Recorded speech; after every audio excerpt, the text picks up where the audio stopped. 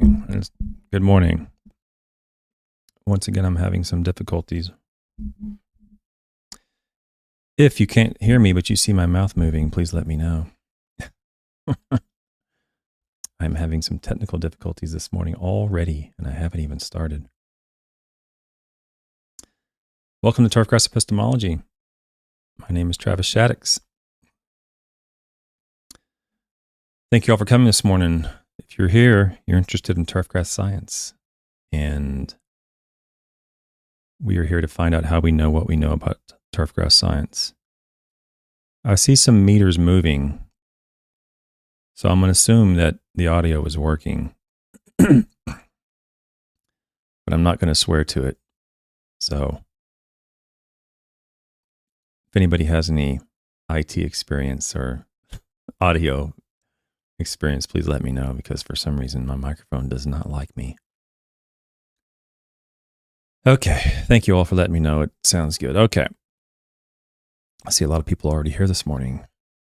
Randy and Mitch and Connecticut Cubonic and Super TA. Transition Zone Guy 7B. I'm sorry if I don't remember you, but welcome. If you've been here before, I apologize. It's hard for me to keep track of everything. It's the first time I remember seeing that name. Yeah, it sounds like everybody got a little bit of a cold snap last night. I woke up this morning, it was about 30 here, 31. There's some ice outside. I didn't know it, and I quickly learned that was not water, that was ice on the ground. So it got cold last night. A storm front came through and rained all night last night here in Lexington.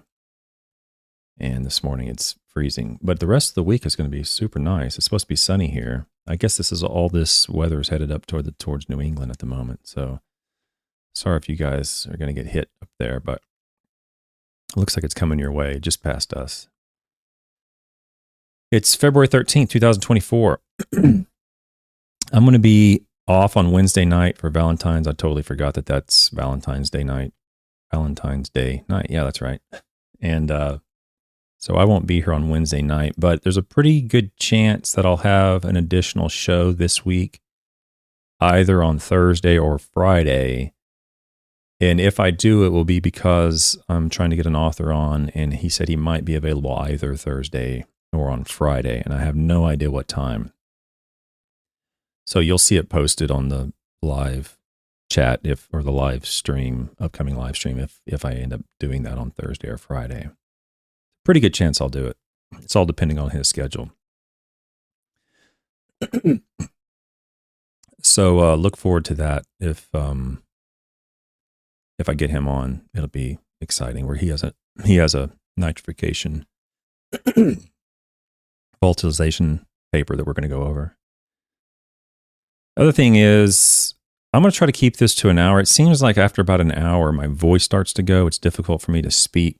My voice starts to kind of break, and I can't speak very well without it irritating my throat. So I'm going to try to speed things up a little bit more and get out of here in an hour, so I don't have such difficulty speaking.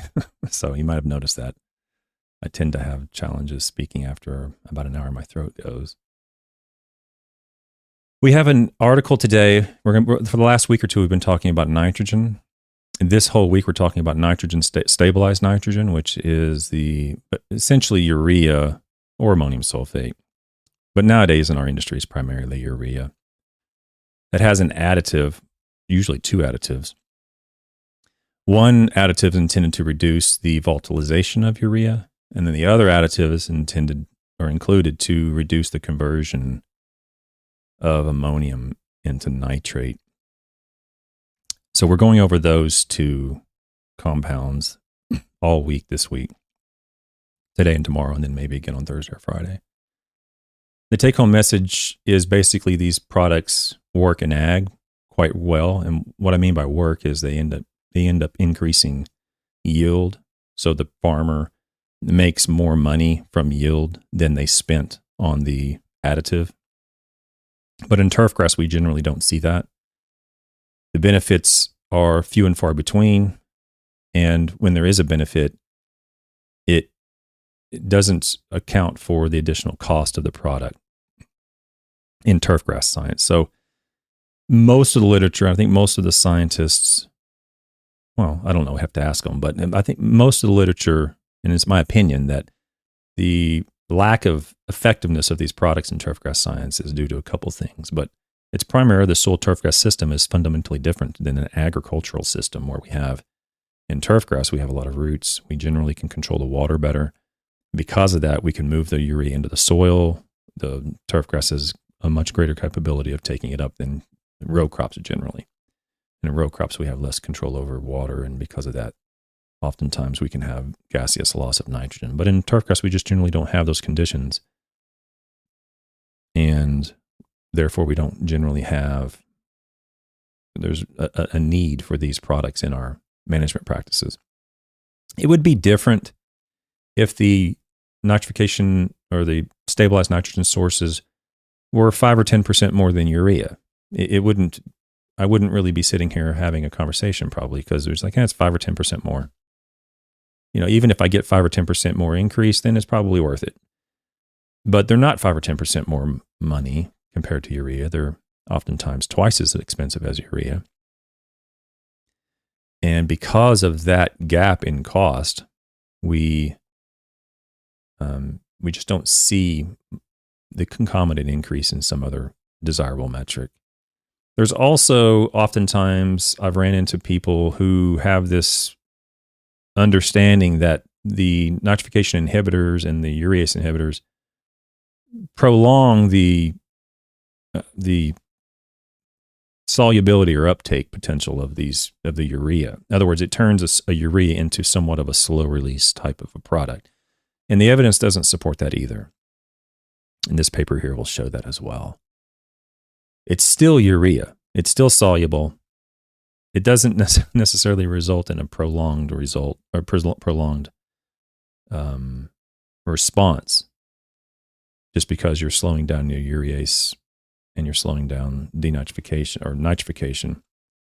It doesn't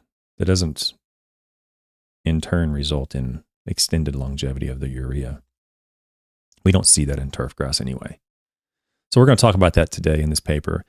Before I move on to it, there was a couple of things that happened yesterday. I just want to make sure that we're all on the same page you all understand why I'm here. I'm here doing this content for only one reason, and that is to have a beneficial impact on the turfgrass industry.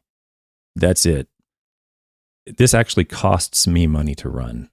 Okay, there's no money made on this channel. I'm not selling anything. I don't sell fertilizer. I have some services I provide if you're so inclined to take advantage of those. But I'm here to help. And that's it. I mean, there's no other reason. And I try to do that by presenting the evidence in scientific literature. But please understand, I've said this before, it's not TravisShaddox saying this stuff. Okay? I'm simply communicating the evidence that has been published in the scientific literature. So when you leave and you receive this information, use it the best you can and, assimilate it and, turn it into use. That's what we want. That's what we do this research for. But please keep in mind that it's not me saying it. Okay. So the manner in which I communicate it is another issue. If you've been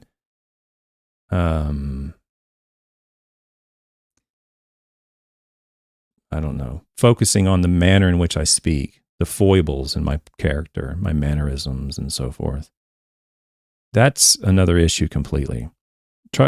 Focus on the content. Okay. And it's the content that I'm trying to get across. The way in which I get it across, if you're going to judge that, and you're going to criticize that, that's what I am. I mean, I'm on YouTube. You can criticize me all you want. I'm putting myself out there. But I'm not really interested in that.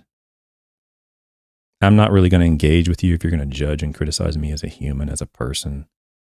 If you want to judge and criticize the scientific literature, come on. Let's talk about it. That's what I do. That's what I'm interested in. So, the content is what I'm trying to get across. And that's what I am strongly in favor of critiquing. But as I've said many times, I'm not in favor of judging or criticizing other humans or their behaviors or their color of their skin or their religion or their politics, or all of that to me is irrelevant to turfgrass science. It has no impact on turfgrass science at all. So say what you want about, humans, but if you're going to criticize and judge other humans, don't expect me to engage with you on that regard. Okay? I'm here to help people by communicating evidence in the scientific literature. And if you disagree with the scientific literature, publish your paper. Where's your paper? Publish your paper and bring it on and we'll talk about it. But that's what I'm here for is the science. And I hope that this feels to you all like it's a safe place to kind of just come and learn science. I'm not talking about politics. I don't talk about religion. I'm not going to talk about someone's place where they were born, or they're autistic, or they're ADHD, or they're heterosexual or homosexual or whatever. I couldn't care less about any of that in terms of how it affects turfgrass science. I care about you as a human regardless of all that. Whatever you may or may not be, or however you recognize yourself is important to me as you are a human. But I'm here to talk about turfgrass science, and that's what I hope that we stick to, and that's that. Okay? So today, the article we're going to talk about is a really good article. I like the article, and I like the manner in which they show it. It's a little bit like yesterday's article. And I'm going to show some of the results in a PowerPoint that's just a little easier to understand, I guess. But again, we're talking about DCD, which is dycandiamide, for those people who may be new to that product or turfgrass science. The title of it is Evaluation of Dycandiamide Amended Fertilizers on Kentucky Bluegrass. It was published by Mosdell, Daniel, and Freeborg. I believe these guys were in Indiana. So they were at Purdue. This was published in Agronomy Journal in 1986. So for those of you who may be new to the channel, most of these articles I go over are published in one of the Tri-Society journals, Agronomy Journal, Soil Science Society of America Journal, Crop Science, or Journal of Environmental Quality. I also go over Hort Science and the ASHS, the American Society of Horticultural Sciences, as well. So if you ever want to look up stuff, or you ever want to just peruse the scientific literature, you can go to crops.org, agronomy.org, soils.org, ashs.org. The Weed Science Society of America, they have really good journals that they publish in as well. And just search their literature. You can at least come up with the abstract. And if all you do is pull this up and read the abstract, you can see this portion right here where it says abstract. And you can read, it's pretty clear in the abstract that, hang on, let me get to it. I mean, let's just read a couple sentences in the abstract. This would, if you're not a member, or you don't want to go to the library and download this article, or go to your university and download the article, you can read the abstract and get some basic information. And in the abstract, it says clipping yields in response to DCD amended fertilizers were similar to that of urea. So, you can see the clipping yield is not going to change. See if they say the quality, because here it is. Turf quality of plots receiving IBD. Oh, IBD was superior to all other in sources. I was looking for DCD. I don't see the. It's in here somewhere. I'm just missing it. We'll talk about the quality. Fall applied DCD did not influence soil ammonium or nitrate concentrations at the top 20 centimeters, and so. Oh, here it is at the end. So the last sentence in the abstract should tell you right here what at least give you some confidence on whether or not you should consider using it. It says the last sentence of the abstract says the short period of effectiveness of DCD would seldom warrant its use as a nitrification inhibitor in turf. Sometimes, there's some really good authors today. I don't know if I put myself in that category, but there's some really good authors today that would say stuff like that. They just say this is what it is. But oftentimes we don't see that quite worded so tersely. I just like reading these old articles because back then in 86, there was less of an impact there was less bias in the literature from funding agencies and sponsors because a lot of the research was funded by the state. So they just said, hey, it wouldn't warrant its use. Don't use it. Nowadays, it would be worded a lot more soft than that, I think. But anyway, you can just read that for free, the abstract for free, and get an idea what we're going to find. So please consider that if you're looking into gaining more knowledge on turfgrass science, you can go look this stuff for free and get a basic general idea, even if you don't want to download the entire article. We're going to skip through this a fair amount here, but the basic introduction is this: with the increasing costs of nitrogen fertilizers and the potential for nitrate pollution of lakes and groundwater, efficiency in nitrogen management is extremely important. That's the same today. I mean, we still have to be very efficient in how we manage nitrogen. Application of slow-release nitrogen tend. You're going to see this a lot. You're going to see this word tend quite a bit in this article. That's the one thing I would say about this article is problematic, is that we don't use the word tend in scientific literature nowadays. And back in the day, I guess it was more acceptable. But you're going to see in here, treatment tended to increase quality, but there was no difference. So the word tend is a way to smuggle in significance when there's no significance. So I can say the earth tends to look flat when I'm looking at the ocean. It tends to look flat, but it's not.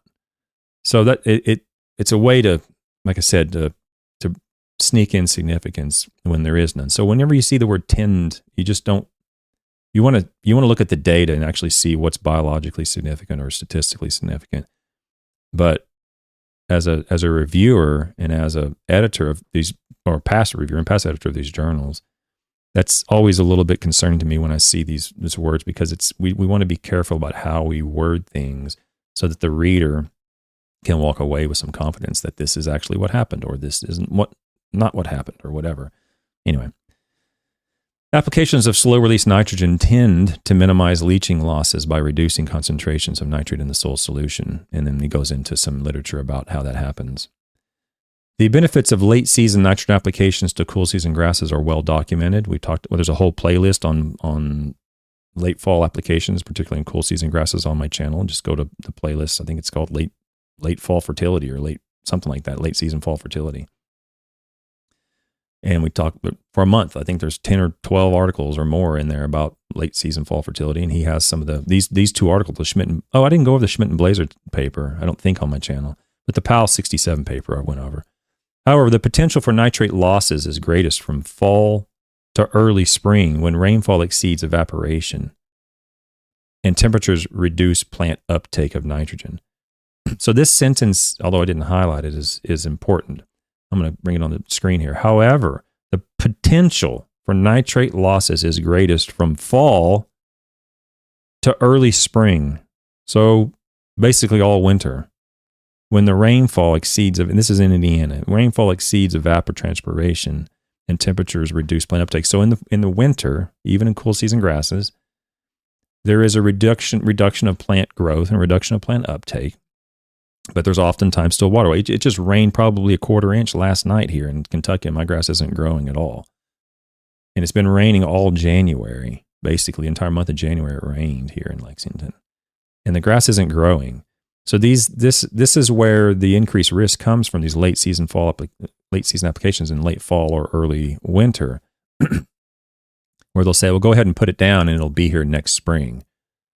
There's plenty of evidence that I went over on the channel in the playlist that clearly concludes that's unnecessary.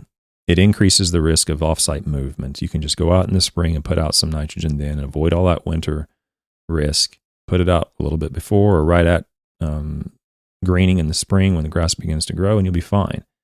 This concept of putting out organics and this slow release stuff, we need to move past that in the winter. There's no need. And there's not really any good reason to apply really any source of nitrogen at a time or in a location, i.e. surface or subsurface or whatever, at a time or a location where the turf grass can't take it up. Okay. the only benefit goes to the salesman, really. The benefit's not to the turf. The turf can't take it up. There's increased risk because it can move off site.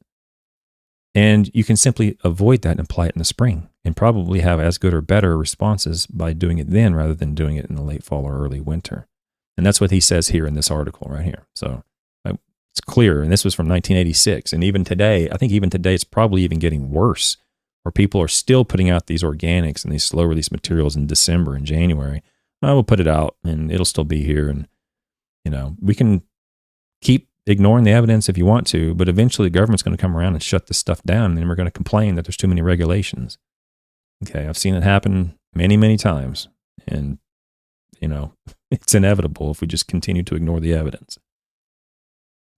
Since leaching and denitrification are the primary means of nitrate loss, for those who don't know, denitrification is the gaseous loss of nitrogen from the nitrate form to the nitrite form. It goes up into to the atmosphere.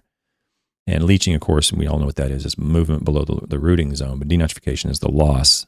So nitrate can be lost in two forms, either movement downward or even laterally away from the plant, or through gaseous loss as well. Those are the primary means of nitrate loss. Efficiency in nitrogen management may be improved with nitrification inhibitors. Dycandiamide, and I'm going to refer to it as DCD for the rest of the paper, obtained from this company, is an organic nitrogen compound which inhibits the cytochrome oxidase involved in ammonium oxidation by Nitrosomonas bacteria. So that's a long-winded way and a sort of a scientific way of saying there's a bacteria that's required to convert ammonium to nitrate, and it blocks that function. It stops the conversion at that point in the nitrogen cycle. So the urea that converts over to ammonium, in the presence of DCD, the intent is to keep it in the ammonium form so that you reduce the gaseous loss of nitrogen through denitrification, and you reduce the nitrate leaching by keeping it in a cationic form of ammonium rather than an anionic form of nitrate. Okay. For those people who aren't familiar with soil science, nitrates will generally leach much more readily because they're negatively charged than ammonium, which is positively charged. And our soils will generally hold on to positively charged elements or ions. Okay. So that's the reason why there's some value, at least in agriculture, to keeping it in ammonium form. They're trying to prevent it to be convert to nitrate because we have much more likelihood of it being lost in the nitrate form than ammonium. And all that's pretty true. In the literature, you'll see that. In the literature, you'll see quite a bit of evidence that does happen. Not so much in this paper. We're going to see. But I will agree with that. And I think the literature is fairly clear on that. But again, like I've said before, I don't particularly care about that per se. I care if that occurs and in turn there's a benefit to the turfgrass, then I care. Right? In other words, increased color, increased quality, increased growth, whatever metric you want to look at. Because if it maintains the ammonium form and it prevents leaching and prevents denitrification, that's all fine if you want to look at it from an environmental perspective. That's good.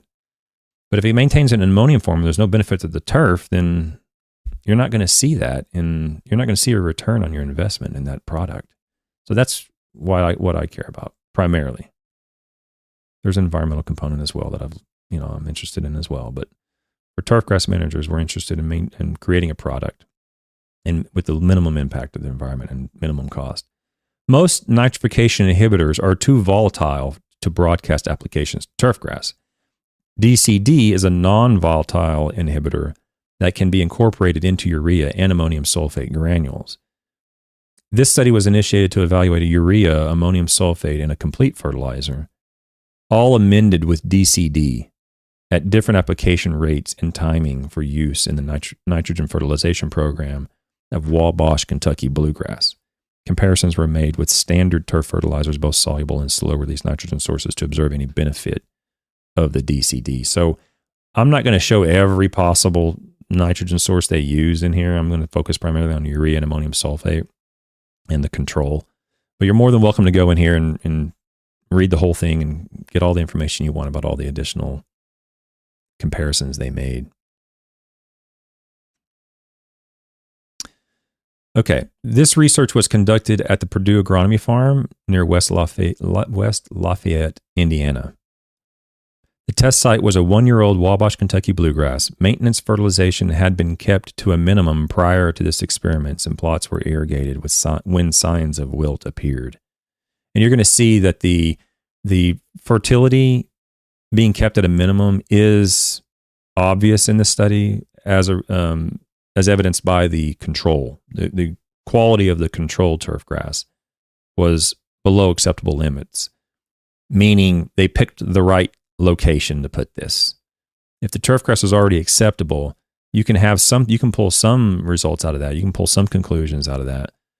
But if the turf's acceptable all the time with no nitrogen, it's not quite as meaningful or impactful to me as if you started off with a turfgrass that's not acceptable, obviously. The treatments consisted of urea, ammonium sulfate, and a complete fertilizer, which was a 32-2-4 in 1981 and 1982, and a 22-4-10 in 1983. We're not going to talk about the complete fertilizer a whole lot, so it's sort of irrelevant, but I wanted to mention that there is a complete fertilizer in here if you're looking for that. All of them were amended with DCD, so that 10% of the nitrogen was derived from DCD. Also, ammonium sulfate with 15% of the nitrogen from DCD was included in 1981 and 1982, but our initial results indicated no benefit of additional DCD. So what he's saying is no benefit. He's not saying no benefit of DCD. He's saying no benefit of the additional DCD. So there was no need to put in 15%. They just put in 10. So ammonium sulfate with 10% of the nitrogen from DCD was substituted in 1983 and 1984. The study was initiated on July 10th of 1981. Treatments were reapplied on the 1st of September, and then in 1981. And then application dates for 1982, 83, and 84 were as follows. So I'm going to read the application dates for those listening. The first application in 1982, all the applications of the first of the year were made basically at the end of May. So 1982, 83, and 84, it was at the end of May. 1982, 83, and 84, the second application was essentially at the beginning of July. And then the third application was towards the end of August or the 1st of September. And the last application was either the 82 was the middle of October, but 83 and 84 was the middle of November. So they're doing 4 applications of 1 pound. They also have information here about 2 applications of 2 pounds, and I'll talk about that coming up. Treatments were applied, here it is. Treatments were applied at a rate of 1 pound of nitrogen split into 4 equal applications, or 2 pounds of nitrogen in 2 equal applications for a yearly rate of 4 pounds of nitrogen per year. The 2 applications of 2 pounds of nitrogen was applied at the 1st and 4th date. So it was applied at the end of May, and it was applied towards the middle to the end of August when they applied 2 pounds of nitrogen. Okay.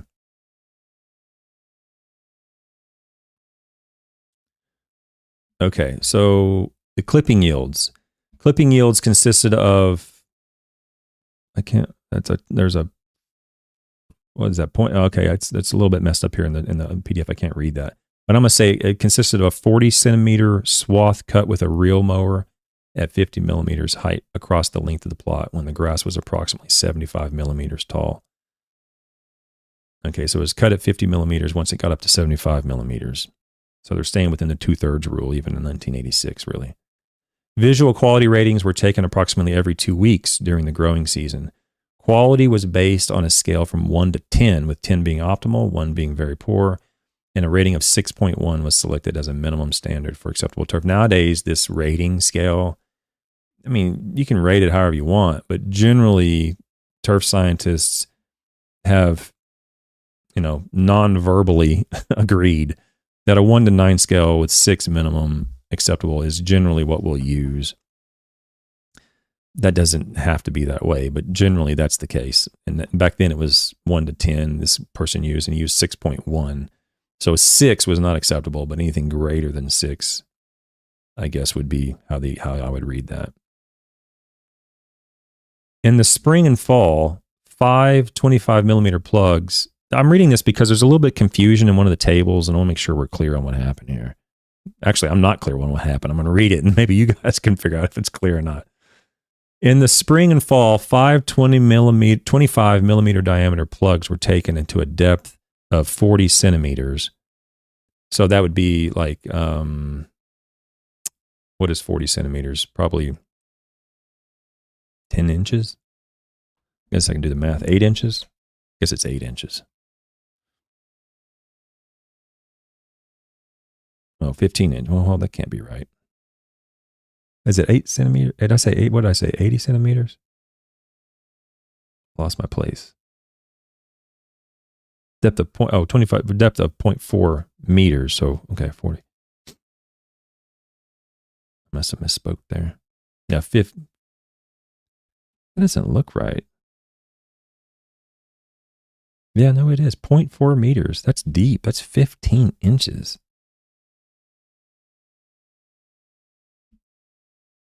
Oh, and then, okay, and then the sample, okay, so they went down 15 inches, and then the sample was divided to the top 7 inches and the bottom 7 inches, essentially, is what they did. And that's awful deep, but that's fine. In the fall of 1984, the top 7 inches, the top 7-inch sections were divided into 0. This is really confusing. 0 to 80 and 80 to 200 millimeter samples. I don't think they could get more confusing. So they split it up in the top 3 inches. So basically in 1984, they went down 15 inches and then they cut that in half. So they looked at the top half and they looked at the bottom half. And then in 1984, they just looked at the top 3 inches and then the remaining 12 inches, I guess, is what they did in 1984. I'm not sure why they did that. What probably happened, I don't know if I can read their mind or not, but it probably happened is they probably didn't see anything happen in the first 2 years in the top 7 inches. And so they just decided to look at what's happening up closer to the surface of the soil, surface of the turf grass, to see if they'd see any differences there. I don't know if that's what they did or not, but I don't know if that's why they did it, but regardless. Okay, so that's all the materials and methods. So let's set the stage. They're applying urea, ammonium sulfate, and a complete fertilizer with DCD and without DCD on Kentucky bluegrass in Indiana in 1981, 82, 83, and 84. Okay, they're going to look at turf grass quality. They have some clipping yield information in here as well. And then they also did some soil sampling to see the amount of ammonium and the amount of nitrate that existed in the soil at different depths. So the idea is that with the application of DCD, you should, in theory, have greater quantities of ammonium in the soil and less quantities of nitrate in the soil, because the DCD is intended to hold the nitrogen in the ammonium form and reduce the amount of nitrogen in the nitrate form. Okay, that's what you should see. And if you are, enhancing the efficiency or maintaining a greater quantity of nitrogen in the soil, you should, in turn, see a response in the turf grass, more color or more growth, something along those lines, because the concept is, well, we're losing less of the nitrogen to gas, therefore more of the nitrogen is remaining in the soil, and therefore the turf grass should respond favorably in those cases. That's what you should see. That's what the idea behind this was. Okay, let's look and see what happened here. I'm going to show most of the results in the figures and tables, but I'll read a little bit at the beginning. Turf grass response to applications of urea, ammonium sulfate, and DCD amended fertilizers were similar throughout this study, except for one date when it applied 2 pounds of nitrogen at two applications in 1983. So, I mean, really, you don't even really need to read anymore. I mean, we're going to, but it just says right there, turf yield response to the applications of urea, ammonium sulfate, were the same as when you applied urea and ammonium sulfate with DCD. So whether you invested the money to put in this, stabilized compound into the urea and ammonium sulfate, you're adding cost, you're adding a product to stabilize the nitrogen, to keep more of it available to the plant, quote unquote, available to the plant. And it says turf yield response was the same whether you had it in there or whether you didn't. So, I mean, what a great way to start the results. A great sentence like that. I love it. I will read this next sentence because I don't know if I'm going to show the graphs or not, but let me just read this because it's a little bit, sometimes they did this in the past where if two treatments were similar or there was no differences between them, they wouldn't show one, they would just show the other. And because a lot of times they did all these comparisons and they did 15 treatments and you put all on one line graph, it all gets confusing. You can't see anything. And so generally in the past, they would just eliminate one if they were the same. Nowadays, I don't think we would really do that, but let me read this. It says, consequently, yields of ammonium sulfate and the complete fertilizer plus DCD treatments of 4 1-pound applications and ammonium sulfate of 2 2-pound applications were not presented in the graph, meaning there was no differences, so they didn't show those treatments. Okay, is what it is. So that was the yield. I'll show the yield in this table here. Be happy to, but essentially there's no difference. So what I've done here in this table is table 1, the summary of treatment mean comparisons of clippings by weight. Now, if you were here yesterday, you saw some statistics that were a little bit peculiar. They were a little bit different than what you would see today, where today you might see least significant differences, or you might see A's and B's and C's, and whichever ones have the same letter are the same, and which are, and so forth. You might see that in today. Before the last, really around the turn of the century, they started moving more towards that, A's and B's and Glimixes and GLM models and all these other things. Duncans and Dunnett's and all these other things where the multiple comparison tests, post-hoc multiple comparison tests. But before that, there was a lot more usage of these single degree contrasts where you can only make so many comparisons based upon the degrees of freedom that you have. And that was yesterday's paper, where you have like ammonium sulfate compared to ammonium sulfate with DCD. They're just making that comparison. And they're not comparing ammonium sulfate to every other treatment. Okay, and that's what you're going to see in this study as well. Okay, so in this study on table 1, you're going to see urea versus urea with DCD. And I kind of like this because it's very straightforward. Okay, and you're going to see 1982, 1983, and 1984. And you're going to see 2 columns. One column is 1 is greater than 2, meaning the treatment column 1, which in this case is urea, is greater or was greater than the turfgrass response to the treatment in column 2, which in this case was urea plus DCD. And they're going to have dates. So of all the rating dates that they took, when it met that criteria, when it was greater than one treatment was greater than the other, then they included the date in which that occurred. And the number of times where urea was greater, the turfgrass response to urea was greater than the turfgrass response to urea plus DCD was 0 in 1982. Okay? There was one date where the turfgrass response to urea plus DCD was greater than urea, and that was on May 3rd in 1982. So that one date, there was a difference. All other rating dates in 1982, there were no differences between the two. Okay, and they took they took clipping weights, I think every other rating date. I can't remember. I have to go back and look, but there was multiple clippings. Actually, we can look it up here, I think. Let's see.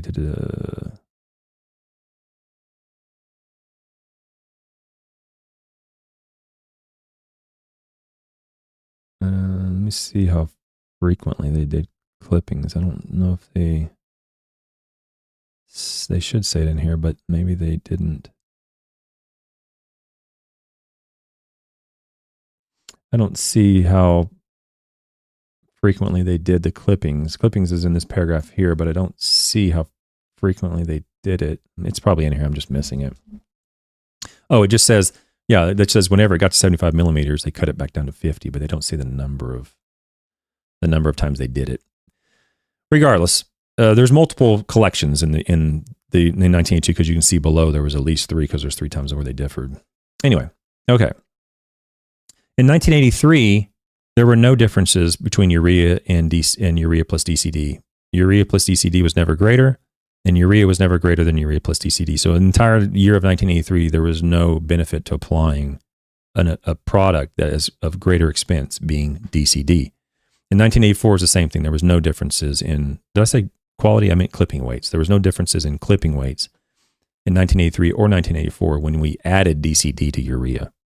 So now when we add DCD to ammonium sulfate in 1982, 1983, and 1984, there was never a time where the inclusion of DCD resulted in a difference in clipping weight compared to just urea alone. So I'm sorry, ammonium sulfate alone. Okay, so between ammonium sulfate and urea, there was only one date in the first year where your DCD resulted in greater growth. Every other date for every other year, they were the same for clipping weights. When you look at sulfur-coated urea versus the urea, ammonium sulfate, and the complete, basically with just sulfur-coated alone, compared to all the other nitrogen sources with DCD, we see 3 dates where the sulfur coat resulted in greater clipping weights than the nitrogen sources with DCD in 1982. And then we see 2 where the nitrogen sources with DCD were greater than sulfur coat. And then the remainder of 83 and 84, there was one time where the clipping weight was greater from SCU. There was a couple of times when clipping weights were greater using DCD nitrogen sources. It just went back and forth. In other words, it was basically a wash. There was some times when urea resulted in greater growth. SCU resulted in greater growth, and there were some times when DCD compounds resulted in greater growth, and the other times there was no difference. Okay, this was all when the nitrogen was applied at 2 pounds 2 times. When the nitrogen was applied at 1 pound 4 times, there was only one difference among any of these. Okay, and it was when in 1982, urea plus DCD resulted in greater growth than straight urea once on June 3rd. Every other time, there was no additional growth resulting from the inclusion of DCD to urea, to ammonium sulfate, to the complete fertilizer. There was no measured increase in clipping weights. So if you want to increase the growth rate of your grass, there was really not much strong evidence at all that you can rely. There is no strong evidence in this paper that you can rely upon DCD to provide that result. Because sometimes it worked, sometimes it didn't work, sometimes not including it actually was better for clipping weights. Okay, but let's go to turf quality. As you all probably know, the turf quality is where I put a lot of my confidence. And here's another tended to. Turf quality tended to be higher for the DCD amended fertilizers than that of urea and ammonium sulfate. And I really wish, I hope nowadays the editors take this stuff out. Because if you just read that sentence, you go, oh, well, I should include it. But then the very next sentence says, not even, it's a comma, and then it's the same sentence says, although comparisons were not significant. Well, if they're not significant, then what are you going to do? So let's look at to see if they're actually biologically significant. So here's the quality in table 2. I've turned these into graphs. So we're going to look at all these data in graph format to make it a little bit more visual and easier for you all, I hope, to pick up differences. So in graph format, we'll see the influence of DCD on Kentucky bluegrass quality. Was that 2 pounds? Okay, so the 2 pounds applied twice. And we see that in 1982, there was no benefit to applying DCD in terms of quality. There was no benefit here. This is not significant. And then, oh wait, did I have, oh, hang on a second. Let me fix this. There's something missing here. Oh.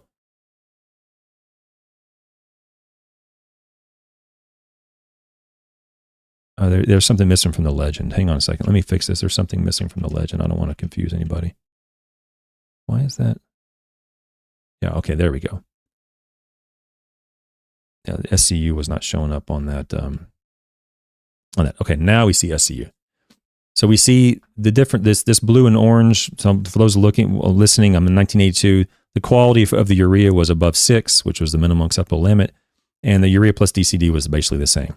In 1982 with ammonium sulfate, the quality was right at 6. It went up a little bit to 6.5 or something. There was no statistical difference, and biologically, I wouldn't argue that that's the same. I mean, different. I would say that's probably the same. And then the inclusion of sulfur coat was the same. So for all those talking about, these slow release nitrogen sources resulting in greater quality and longevity or whatever, I've mentioned before, generally there's not a lot there to support that. There is benefit to applying slow releases. I'm going to go into that. If have I already gone on the slow release? I don't know, but I'll go into. There's benefits, but increased color and increased longevity generally isn't supported. And here's some more evidence of that, because the quality from SCU was the same from the quality by urea, and the same for ammonium sulfate in 1982. And you'll see the same thing in 1983. There were no differences. These are all the same. And they're all right around 6.5. Nothing much greater than about 6.5, whether it was from urea or ammonium sulfate, or whether it was in DCD was included or not, or whether you use sulfur-coated urea. Their qualities were all basically the same. They said, what they said in the text was they tended to be. What he's talking about is this little increase here. These small little increases is where you can smuggle in significance when there is none. And I would say this is not, well, we know it's not statistically significant. And I would say biologically, that's not significant. You're not going to be able to see a difference between 6 and a 6.5 by the majority of people. It's very, maybe a well-trained scientist with a very keen eye for quality could pull that out, but 6 to 6.5 is cutting hairs. Okay. So I would say biologically and scientific or statistically, this is not significant. And then in 1984 is the same thing. The sulfur coat urea was the same as the urea, same as the ammonium sulfate. The inclusion of DCD didn't increase anything statistically or biologically in terms of the quality of Kentucky bluegrass when it was applied at 2 pounds at the beginning of the summer and then 2 pounds in the middle of the summer. Okay. Let's look and see what happens when the nitrogen was applied 4 times at 1 pound. So at 4 times at 1 pound, we also, this is the control in this case. I thought I had this fixed, but let me fix this again so nobody thinks I'm screwing something up. This is a control on this particular graph. It's not sulfur coat. So this is the control. And the reason I included that is to show that the location was suitable, because without applying nitrogen, the non-treated turfgrass was a 4, which you will know and your customers will know, and the superintendent and the members and the football players and soccer players, they're going to know if the turfgrass is a 4, it's not going to be acceptable. And in 1983, it was closer to a 3. In 1984, it was closer to a 4. So it floated in the 3s or 4s when you applied no nitrogen. And when you applied urea, of course, the quality goes up to about 6.5 in 1982 when you applied 4 1-pound apps. And the urea plus DCD, this is what they're talking about, 10 to 2, 6.5 to 7. When you apply DCD, this is statistically insignificant, and I would say biologically it's insignificant. You're not going to be able to see a 6.5 to a 7 or a 6.8 to a 7, whatever this gap is here, okay, between ammonium sulfate and ammonium sulfate plus DCD in 1982. 1983, essentially the same thing. The quality was generally lower across the board in 1983, down closer to 5.5, 5.8 from all treatments. And then in 1984, the treatment qualities, the turfgrass qualities went up to about 6, a little over 6, something like that, with no increase from the inclusion of DCD. Okay. So here's the quality.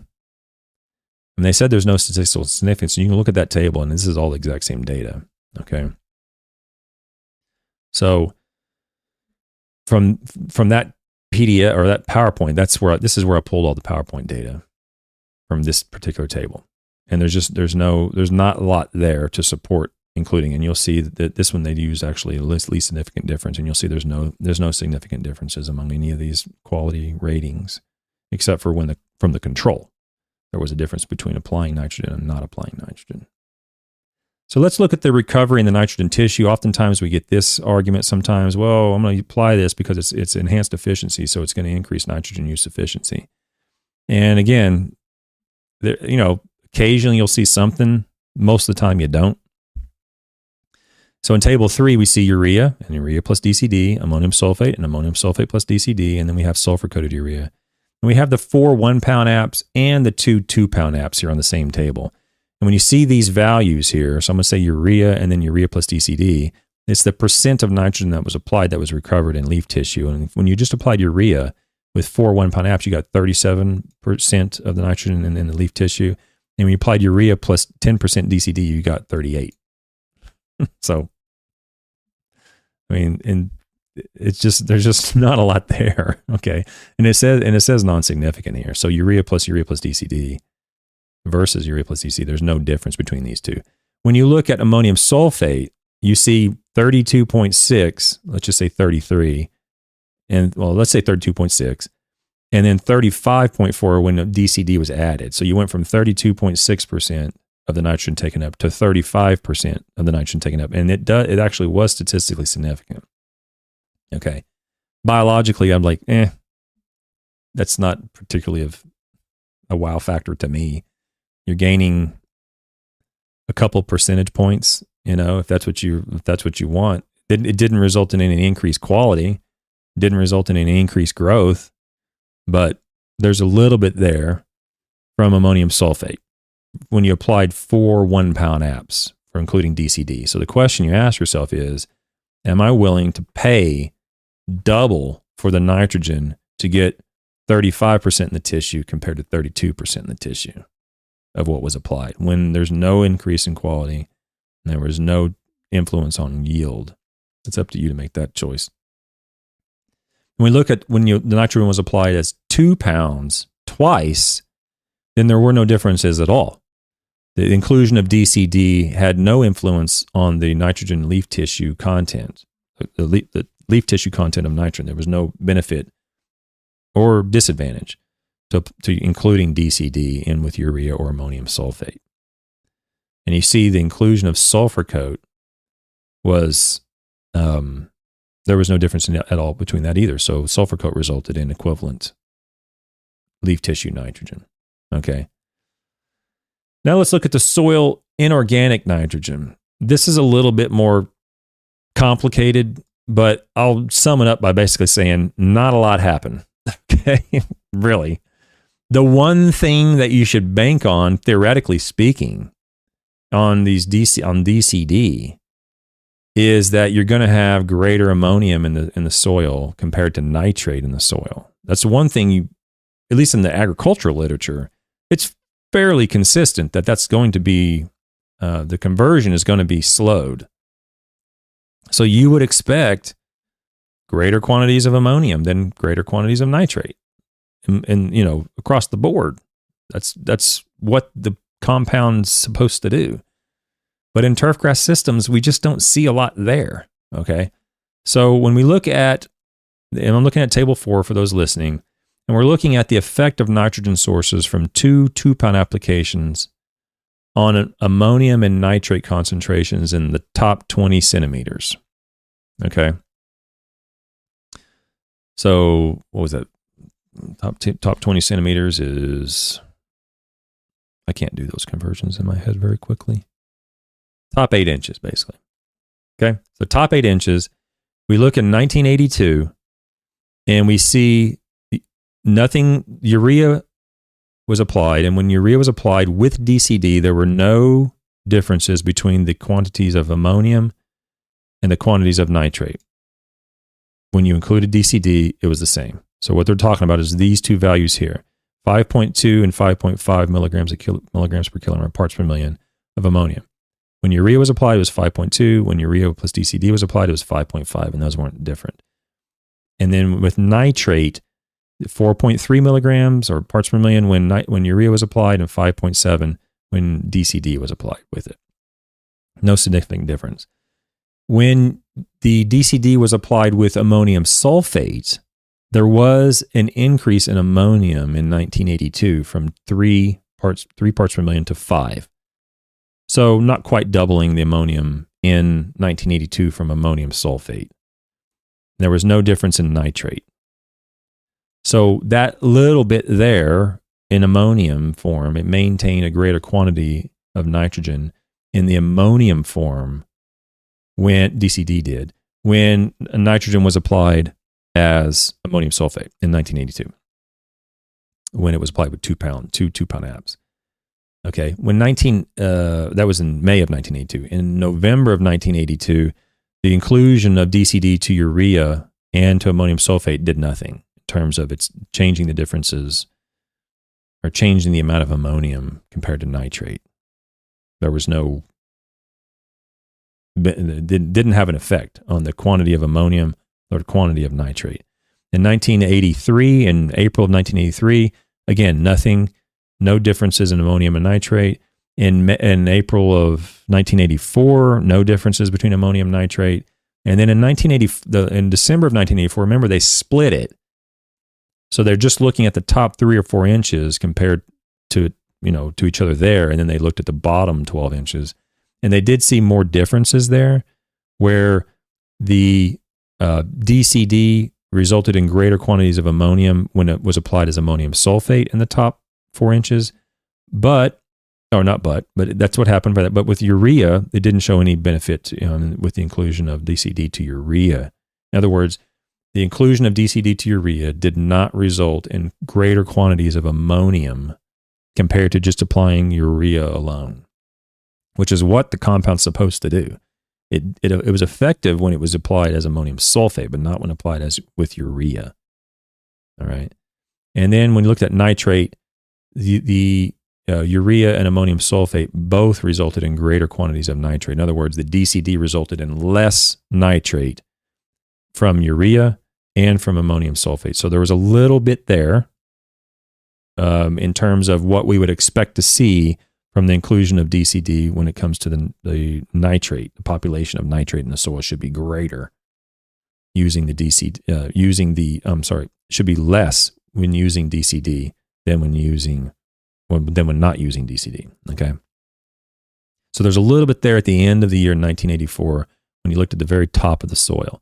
Remember, none of these resulted in greater quality of turfgrass, and none of them resulted in greater increased growth of turfgrass. Okay, but there is a little bit going on in the soil at the end of the year in 1984. The majority of time, you see nothing happening. 1982, 1983, the beginning of 1984, the end of 1982, nothing happened. There was no influence in ammonium and nitrate when you included DCD. That was 2 pound apps. When you look at 2 1 pound apps, it gets worse for DCD, unfortunately. 1982, when you applied 4 1 pound applications, there was no differences in ammonium when you included DCD. There was no differences in nitrate when you included DCD. So when you used urea or ammonium sulfate, they were the same, whether you included DCD or not. In 1982, in the November of 1982, ammonium sulfate resulted in less ammonium. Let me say it backwards. Ammonium sulfate with DCD resulted in greater quantities of ammonium than without DCD. So there was a little bit there. And you're looking at this right here, 5 parts per million versus 14 parts per million. So you almost tripled the amount of ammonium in the nitrogen in the form of ammonium when DCD was included. That's what it's supposed to do. It's supposed to maintain greater quantities in the ammonium form. And it did that in 1982, November of 1982, but only when it was in the form of ammonium sulfate, not when it was included as urea. And again, this didn't result in a benefit to the turf. Nothing changed in benefit of the turf, but in the soil, there was more quantities of ammonium. However, in 1980, and then nothing happened in 1983, no differences in ammonium and nitrate. In 1984, the opposite happened, where ammonium sulfate resulted in greater quantities of ammonium than ammonium sulfate with DCD. So you can wash these out, basically. Okay. This is what we're talking about right here. That was one time DCD resulted in more. One time no DCD resulted in more. And then in 1984, the same thing happened again. Ammonium sulfate resulted in more ammonium than ammonium sulfate with DCD in the top 4 inches. Okay.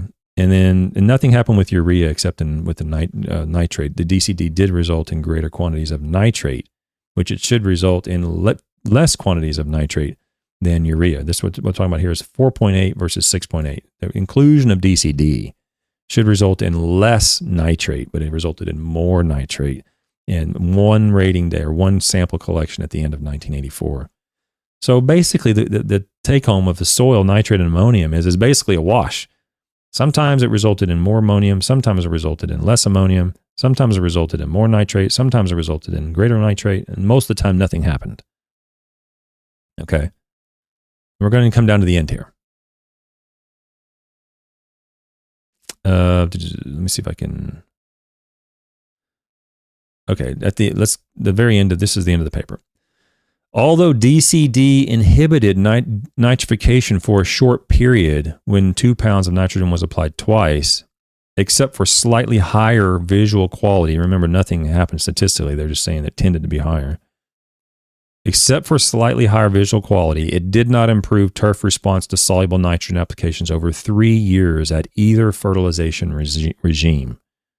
And just remember, except for slightly higher visual quality, there was no higher visual quality. Okay? So what they're saying is the application of DCD to urea or ammonium sulfate when it was applied 2 times at 2 pounds didn't improve turf response over 3 years. Okay? However, and then it keeps going under, okay. Oh, he tries to explain what's going on. Let me just read this because there's not much left. A possible explanation is that leaching of nitrate was not a significant problem, and periods conducive to denitrification occurred long after DCD application when nitrate concentrations were similar between DCD-emitted fertilizers, urea, and ammonium sulfate. Under conditions favorable to leaching of nitrate, high seasonal rainfall and coarse textured soils, DCD may prevent nitrate losses for 2 to 3 weeks at a rate of, I guess that's a quarter pound of nitrogen. I don't know where they got that from, but however, this short period of effectiveness would not warrant its use as an inhibitor in turf nitrogen programs at application rates less than a quarter pound a year. I don't know where they're getting this just less than a quarter pound. I guess maybe it's just DCD. That's what they're probably saying. Just the DCD less than a quarter pound. I don't know where they're getting that from, but it's a little bit vague how they worded that. Increased ammonium uptake may account for the slightly higher turf quality. Remember, there was no higher turf quality. I don't know why they're saying that. But the limited effect of DCD on nitrification does not support this premise. So there you go. The slow release of nitrogen from the breakdown of DCD was not evident. The nitrification patterns implied rapid breakdown of DCD, but the amount of nitrogen derived from DCD was probably not large enough to measure a response. Yeah, so that 19 points, so the quarter of a pound was the nitrogen in the DCD form, I guess is what they're saying there. Okay. So the short and skinny of it is nothing happened, and it didn't warrant a response. Did not improve turf response to soluble nitrogen over 3 years. Okay. And it says the short period of effectiveness of DCD, which essentially it sounds like it was effective for right after application maybe, but it would not warrant its use as an inhibitor in turf nitrogen programs. That's what it said. So the summation of this whole study is when you included a more expensive compound into urea or ammonium sulfate, that being DCD in this case, the compound that's the additive that's intended to reduce nitrification, which in turn reduces denitrification and leaching. That's the intent. It didn't really have much of effect on the species of nitrogen in the soil. Sometimes it was more ammonium, sometimes it was more nitrate. Most of the time, nothing happened. It didn't have much of any effect on turf quality, no statistical effect on turf quality. I would argue no biological effect on turf quality. And it had no statistical effect on turfgrass yield, really, except for 1 or 2 points. But the majority of time, nothing happened. Okay. And again, this is a much more expensive product than just urea or just ammonium sulfate. So you're adding a lot of expense and you're not getting hardly anything in return. And in most cases, you wouldn't get any return. In some cases, you would actually get a negative return. Okay. So this paper certainly does not provide any evidence to warrant the inclusion of a DCD or DCD type product, or nitrification inhibitor type product in turf grasses. There's nothing here for that. And I'm going to show a paper in the future that does have a little bit of evidence for that. But certainly the paper yesterday didn't support it at all. The paper today does not support it at all. Okay, guys? I'll read through the chat real quick, see if there's anything interesting you want me to address before I go.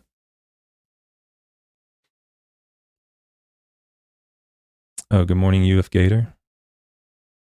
Oh, you're in Maryland. Hey, good to know. Good to know. To till turf. Good morning, all from Nova Scotia. Okay, that's it. Again, I'm sorry if you've texted me. I see so many new handles. It's good to see. Mitch Bird says, we're lucky and thankful for all your help. I have picked up more useful information in a few months than I have from 25 years of salesman pitching products. Okay, well, thank you for that. Very, very kind. And Elevated Lawnscapes says, you're late, but you made it. Yesterday's yesterday's show further supported your position on liquid versus granular N applications. Okay, well, that's good to hear. I mean, there's definitely value to both sorts of programs. You can produce perfectly acceptable turf with liquid programs or with granular programs. You know, there's risks associated with both and there's costs associated with both. But, you know, I'm glad you found some use out of it. I'm going to leave you with a little music today. Tomorrow I'll be on in the morning at 10 a.m. I will not be on tomorrow night. And look for me probably Thursday or Friday, probably in the AM, potentially in the AM this week. I'll see what I can do about getting another show on before the end of this week. Okay, guys, really appreciate everybody showing up today. Thanks so much. I'll see you tomorrow morning. Be kind. Bye.